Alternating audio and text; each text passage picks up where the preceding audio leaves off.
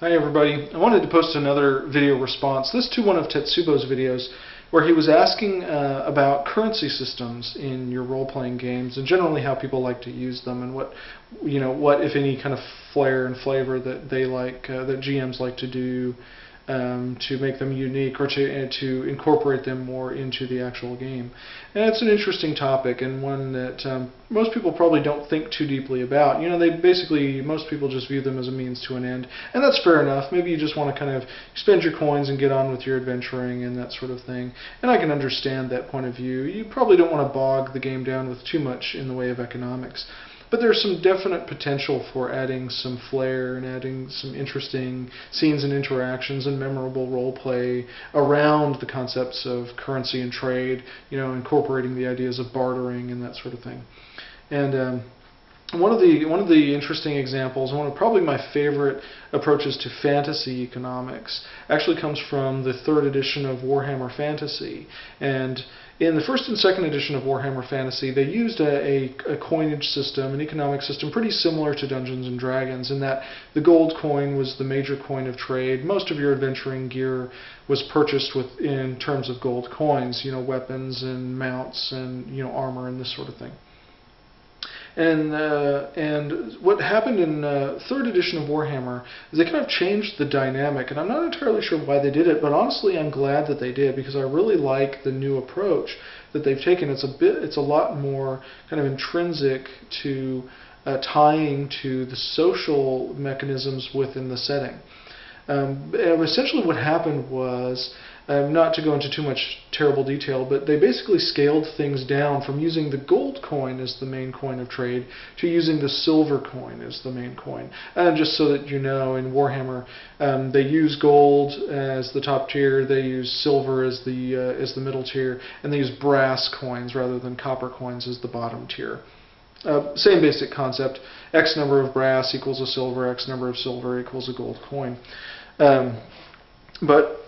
So I was just going to read this off to you really quick, because basically what third edition does is it recognizes three separate social tiers, and each of these social strata are tied to a particular economy. They're tied to a particular type of coin.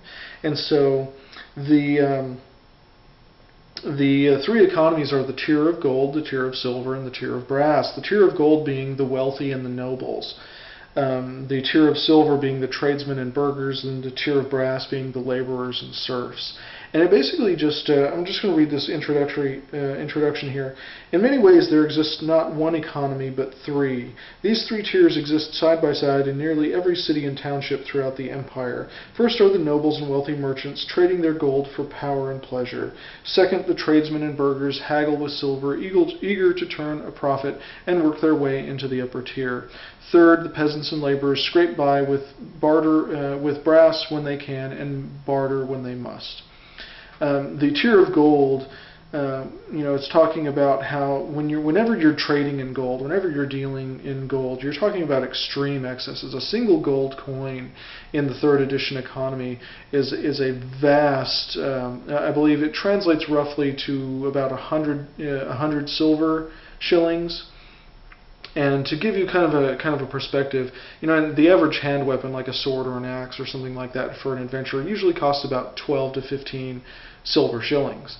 So for a single gold coin, you can equip a small adventuring party with weapons and even some armor.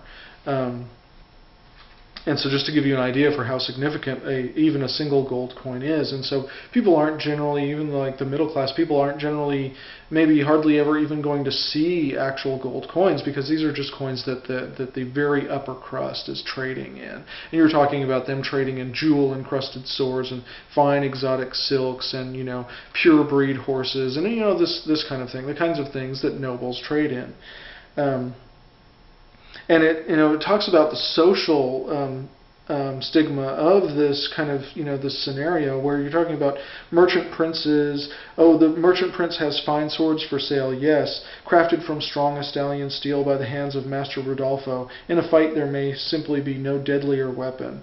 But the merchant prince does not want to sell these prized and distinctive blades to any wandering rapscallion who happens to have scraped together enough gold.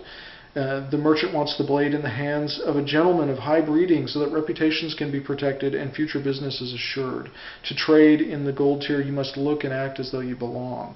And so there's social kind of consequences tied to these different tiers of the economy, and so you can't just be anybody, scrape some coins off of off of a dead body and then go expecting that you'll be treated the same as somebody who really belongs within that economic tier.